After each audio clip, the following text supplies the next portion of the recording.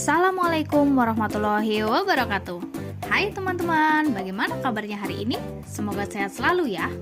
Perkenalkan, saya Dias Fitri Febriani, mahasiswa PPG Calon Guru Universitas Majalengka tahun 2024.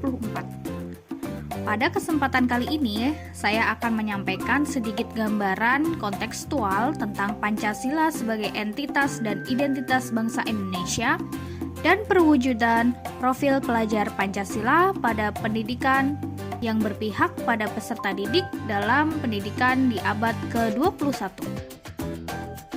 Pancasila bukan hanya sekedar dasar negara, tetapi juga jiwa dan identitas bangsa Indonesia yang telah mempersatukan kita dalam keberagaman.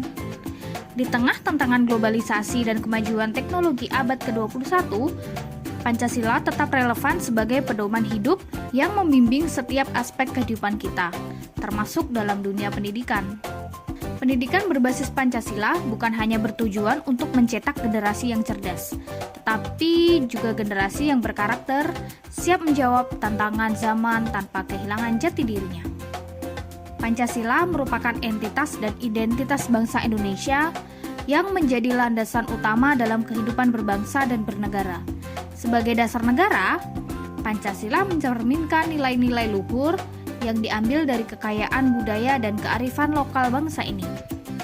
Dalam keberagaman agama, suku, bahasa, dan budaya yang ada di Indonesia, Pancasila menjadi pemersatu yang harmonis, menciptakan kedamaian di tengah keberbedaan.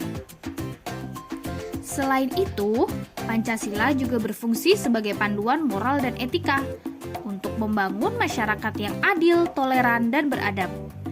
Nilai-nilainya tidak hanya menjadi falsafah hidup bangsa Indonesia, tetapi juga cara pandang bangsa ini terhadap dunia. Dengan relevansinya yang tetap kokoh di tengah dinamika global, Pancasila memberikan arah yang konsisten, sesuai dengan nilai-nilai kemanusiaan universal. Di sisi lain, pendidikan berperan besar dalam mewujudkan profil pelajar Pancasila, khususnya pada abad ke-21 yang penuh dengan tantangan dan peluang. Pelajar Pancasila diharapkan memiliki 6 profil utama. Yang pertama, beriman, bertakwa, dan berakhlak mulia. Kedua, berkebinekaan global. Ketiga, mandiri. Keempat, gotong royong. Kelima, bernalar kritis. Dan yang terakhir, kreatif. Pertama, pendidikan agama dan moral berfungsi untuk membangun siswa yang beriman dan siap menghadapi era digital dengan landasan spiritual yang kokoh. Kedua, pemahaman tentang keberagaman dan toleransi diajarkan sejak dini agar peserta didik mampu beradaptasi di lingkungan multikultural. Ketiga, kemandirian siswa dikembangkan melalui kemampuan berpikir kritis, kreatif, dan inovatif yang menjadi modal penting dalam era teknologi. Yang keempat, semangat gotong royong ditanamkan melalui kolaborasi dalam proses pembelajaran sehingga nilai persatuan tetap terjaga.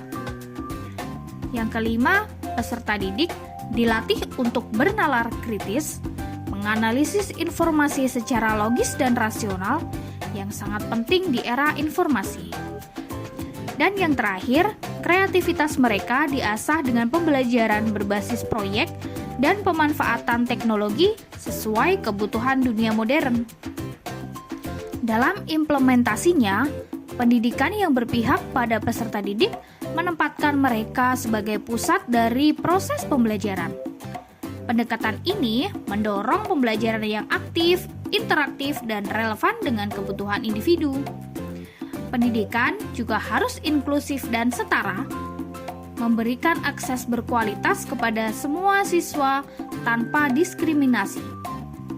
Pemanfaatan teknologi menjadi bagian penting, meningkatkan literasi digital peserta didik agar siap menghadapi tantangan global. Tidak kalah penting, pendidikan karakter berbasis nilai-nilai Pancasila harus menjadi fondasi dalam setiap jenjang pendidikan.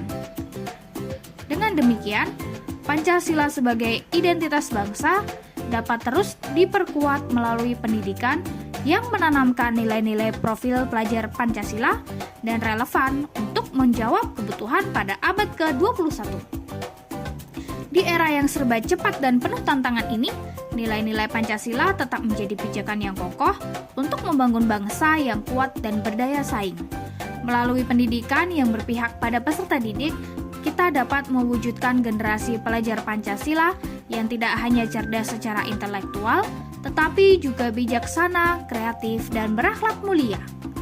Dengan menanamkan Pancasila sebagai fondasi pendidikan, kita tidak hanya mempersiapkan masa depan bangsa, tetapi juga menjaga nilai-nilai luhur yang menjadi identitas Indonesia, tetap hidup dan berkembang sepanjang zaman. Yuk, kita terus belajar untuk dapat menjadi lebih baik. Semangat sehat para calon pendidik bangsa. Sekian dari saya, terima kasih. Wassalamualaikum warahmatullahi wabarakatuh. Bye-bye.